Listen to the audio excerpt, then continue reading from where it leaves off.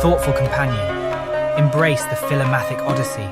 Once upon a time, in the city of Sagala, there lived a king named Milinda.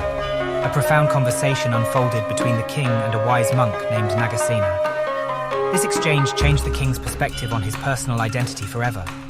King Milinda, known for his curiosity and intellectual pursuits, he was also learned in the arts and sciences and was of an inquiring disposition. On day, King Milinda asked his ministers, "Is there, my good men, any learned sage who is able to discuss things with me and dispel my doubts?"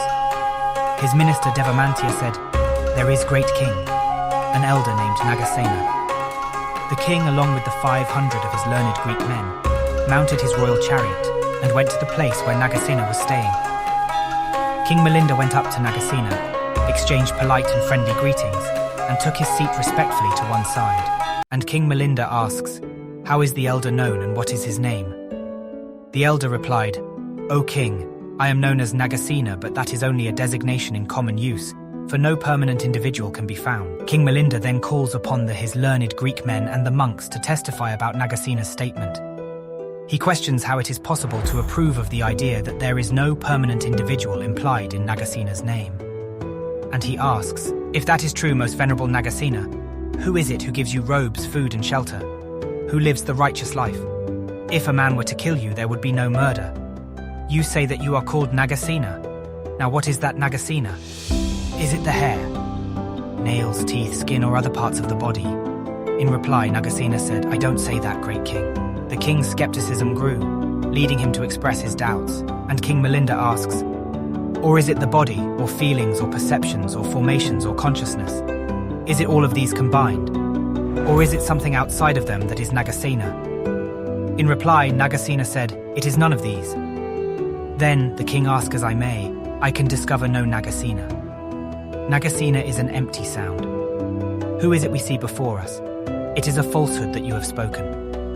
King Milinda pressed further, challenging Nagasena's claim of the absence of a permanent self. Now Nagasena asked King Milinda, "You, sir, have been reared in great luxury as becomes your noble birth. How did you come here, by foot or in a chariot?" The king replied, "In a chariot, venerable sir." Nagasena asked, "Then explain, sir, what is it? Is it the axle or the wheels or the chassis or reins or yoke that is the chariot?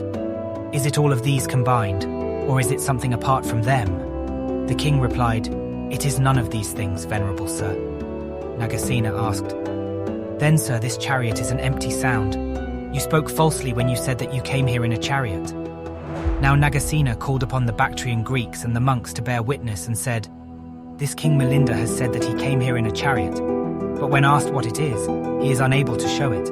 Is it possible to approve of that?" King Milinda replied, "Venerable sir, I have spoken the truth. It is because it has all these parts that it comes under the term chariot."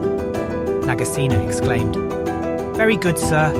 Your Majesty has rightly grasped the meaning. Even so, it is because of the organic matter in a human body and the aggregates of being that I come under the term Nagasena. But there is no permanent individual." The profound comparison helped the king grasp the essence of Nagasena's perspective. With newfound understanding, King Milinda acknowledged the depth of Nagasena's insight. This philosophical conversation challenged us to rethink about our conventional beliefs on personal identity and the nature of a permanent self. It invited contemplation on the interconnectedness of existence and the impermanence of individual identity. Our personal identity is not based on a permanent and unchanging self.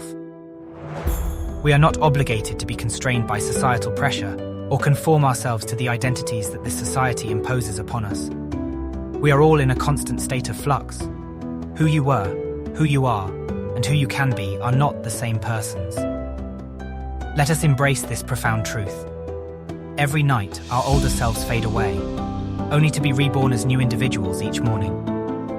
Join us in the pursuit of knowledge and self-discovery as we delve into the profound depths of philosophical thought.